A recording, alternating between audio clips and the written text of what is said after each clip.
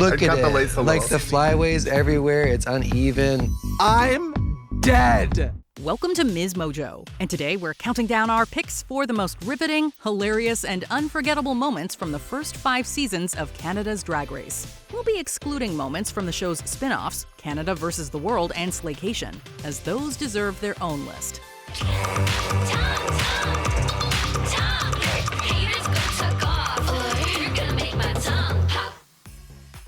Number 10. Jada Shada Hudson's ghost encounter. We've all had moments that felt just a little too spooky for comfort. During the Rusical episode, Season 3 runner-up Jada Shada Hudson decided to share her own ghostly tale. She explained that one night, she was fast asleep when she felt a weird presence in her room. I wake up in the middle of the night and my door was open, like a little cracked. And I was like, well, that's weird. I had my door closed. I closed the door. Okay. Woke up again to use the bathroom this time. The door was open. And I'm just like, what's going on? She brushed it off and went back to bed, but the next morning, something felt off, specifically with her backside. You know, if you did the do, you know, like how you feel afterwards. Like it was pulsing and stuff. And I was just like, I didn't have sex like recently or nothing. Confused and curious, Jada turned to Google and discovered she wasn't the only one with such an experience. Bear in mind, this story came out of nowhere, and once it dropped, the queens could not contain their amusement. You know what? Good for you. Good for the ghost. Did he at least leave his number? 1-800-BOO. What do you get when you cross a drag queen and a ghost? We hope we'll never have to find out. Number 9. Makayla Couture goes off on Xana. Although she was a fierce performer, Makayla Couture had the common weakness of not being a strong seamstress. Makayla over in that corner, she is giggling, she is crying, she is screaming. I got nothing. After receiving negative critiques in the fast fashion episode, she made noticeable progress by the next design challenge and was praised for it. However, just as Makayla was basking in her joy, Xana tried to undercut her by pointing out her flaws. Your wardrobe literally malfunctioned on that runway. Yes, your runway was cute, but Brooklyn did trip up on it. Like, you had one of the only ones that she did fumble just slightly on it. I'm sorry. Things got really heated really fast. Makayla exploded at Xana, accusing her of trying to ruin her moment and insisting she would never do the same. No point in this competition have I ever tried to make you feel low.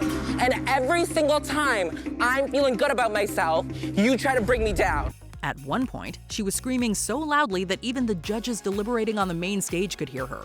In the end, although Xana had tried to dampen Makayla's success, it was she who ended up getting eliminated. I am Makayla Couture. Don't ever try to make me feel small, because I don't do that to you.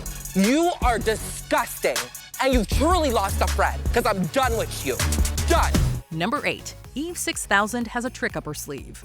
The Under the Big Top Rusical featured some of the best and worst Rusical performances in Drag Race history. On the one hand, there were standouts like Pythia and Cynthia Kiss, who delivered impressive vocals. I thought clowning would be so simple for me, but where do I fit? What kind of clown is this? On the other, there was Eve 6000, whose turn as Reveliana went spectacularly off the rails. The role called for a series of obvious but hilarious reveals, yet everything that could go wrong did. I got a trick up my sleeve, a stunt that the crowd won't believe, but I keep them guessing. Her reveal dress rode up so high that the surprise was spoiled before it even began. Then her second wig fell off prematurely, resulting in the now iconic moment when she calmly picked it up from the floor and performed the reveal again. You were gooped and gagged, and you can't believe it. Now here's another one, and you didn't see it coming. This was pure camp, and honestly, she should have won the episode for it. Number 7. The Roast of Brooklyn Hytes. This was easily one of the cringiest episodes of the season. Kendall Gender kicked things off with a decent set and ultimately won the challenge. When we were getting an explanation about this whole roast, they were like, the roast is gonna be about the icon, the legend, the star, the queen of the north.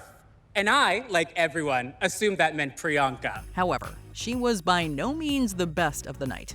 That honor goes to Isis Couture, who stormed the stage with one hilarious joke after another, but lost the win after running overtime. Her peak moment came when she dropped a priceless facial expression in response to the genius title of Brad Goreski's book. Just think about it. He was like born and then named like Brad, so he was like born to be Brad. Everyone else bombed spectacularly. Geometric spent half her set talking about herself before remembering Brooklyn existed. Your face is so stiff, if I had a rock, we could knock them together to make a fire. While Kimura Amour closed with a profanity-laced rant that confused volume for punchlines. By the time that uncomfortable lip sync rolled around, we were all begging for the credits.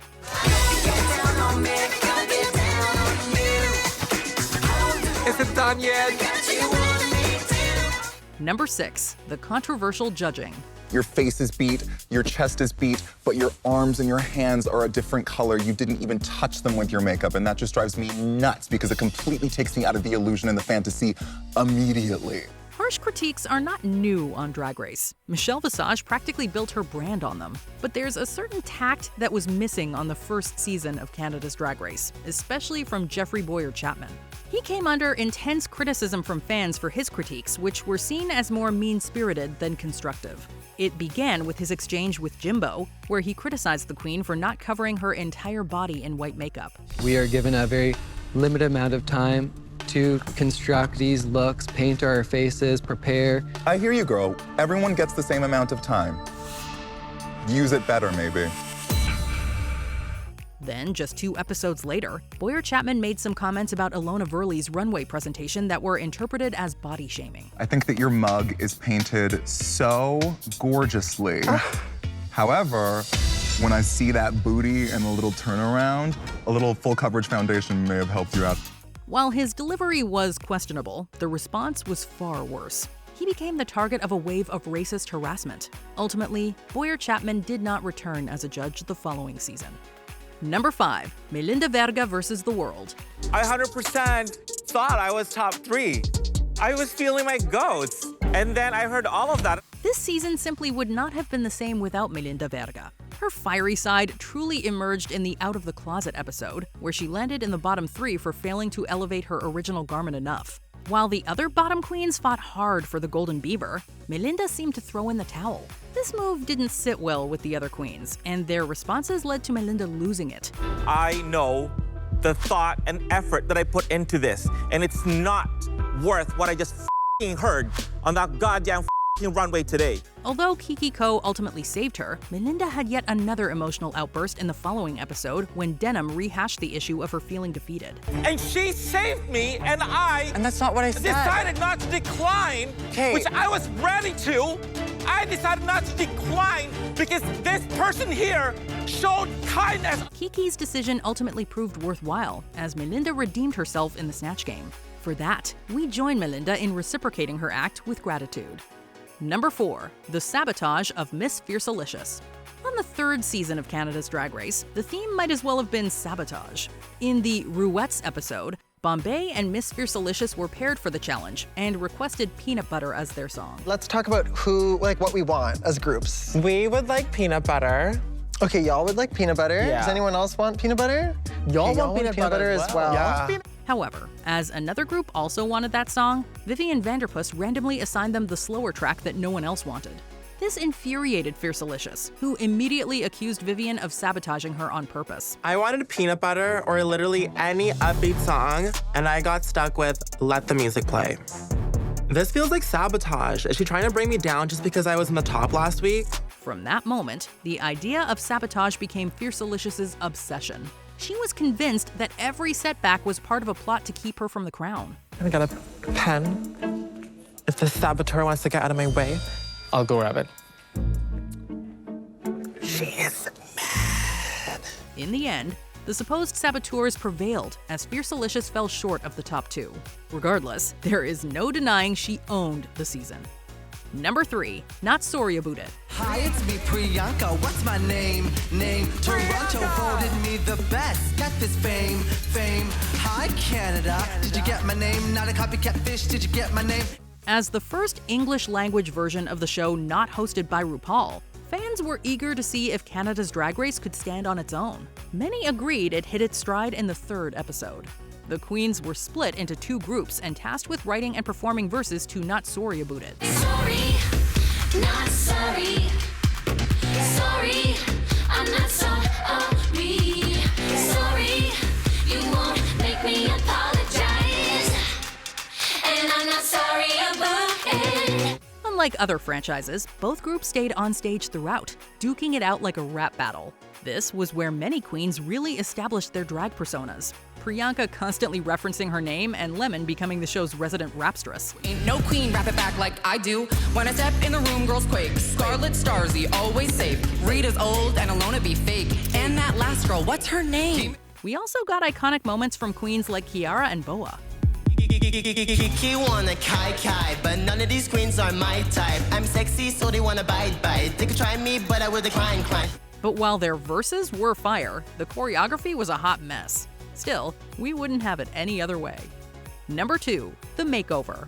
After a somewhat negative tone in the first season, the show made a deliberate effort to turn things around in season 2. That stride of positivity hit its peak in the Makeover episode, where the queens were tasked with transforming LGBTQIA+ teens into their drag daughters for prom. Please help me welcome to the workroom, Ethan. Oh my God! Friday, Makayla, Alex, and Clover. Instead of being a saboteur, Kendall Gender thoughtfully paired each queen with their perfect match. We were then introduced to the teenagers' unique perspectives, particularly Makayla, who shared her experiences as a Black trans girl. When I was in grade 6, someone lit my locker on fire. Are you serious? Yeah. Why? Someone lit my locker on fire. For being hateful? I think that's like when I realized that I'm very, very different from everyone else and I'm alone in this fight. Each teen got their moment to shine, but Pythia and her partner Clover ultimately won for their striking gender-bending prom look. This episode was our first introduction to Makayla, who continued performing in drag and later competed on the show's 5th season. You might know me from season 2 of Canada's Drag Race. I was one of the Makeover guests on the prom episode. Being the daughter of a winner is only going to inspire me to work harder. Before we unveil our top pick, here are some honorable mentions. Jimbo reads Rita Baga to filth. Jimbo goes on the defensive after receiving some unsolicited advice from Rita. Your lace line looks like barf. Your hair is fried. That wig should go directly in the garbage. Oh, the girls are fighting! Baby, I'm just trying to help. I mean, your hair looks like a grandma just dunked her head in the toilet. Lemon in the reading challenge. She really slammed the library door in Priyanka's face. Priyanka, you talk about having sex a lot, but the only thing you're is stupid. Isis Couture's bad knees. The oldest knees in the competition miraculously turned back the clock for the lip sync. I am here to show that I actually am a dancer. Remember when I said I had bad knees? I lied, bitch. Vivian Vanderpuss's date with Brooklyn Hytes. Her Australian character certainly left Brooklyn in stitches, eh? Has anyone ever told you your eyes look like water coolers? No. I want to stand around them and talk about other things.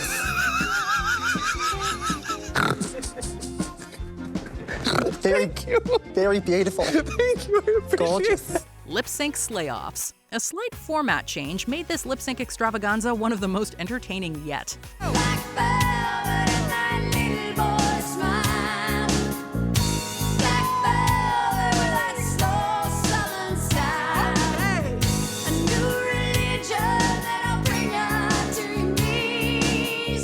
Before we continue, be sure to subscribe to our channel and ring the bell to get notified about our latest videos. You have the option to be notified for occasional videos or all of them. If you're on your phone, make sure you go into your settings and switch on notifications.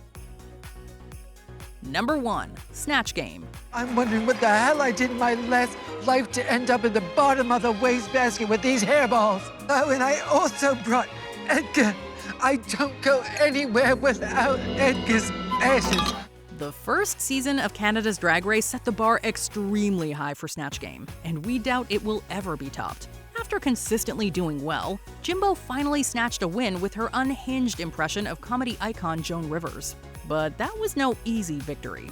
Other queens also fought hard, with standout turns from Lemon, Rita Bega, and Ilona Verley. Could you do me a favor and spell out how you pronounce cock? Because I'm very curious to see what that looks like. See? Ok. The queens did a great job volleying with each other and building hilarious and unexpected connections between their characters. I keep clicking my goddamn heels together like Judy. Don't you talk about my mother like that. Your mother and I invented the Snatch Game, okay? You missed your mother, smell my goddamn fingers. But amid the highs came some spectacular lows, particularly from Priyanka and Kiara, whose bumbling responses bordered on so bad they're good territory. Did you buy my new album? No. What's it called? It's called Honey, This Is Christmas, Baby. Oh, God. It's called Honey, apostrophe, This Is Christmas, Baby? Oh, yes, honey. At least, their horrible performances led to the show-stopping lip sync that closed the episode. So we'll count that as a win. What's your favorite Canada's Drag Race moment? Let us know in the comments below.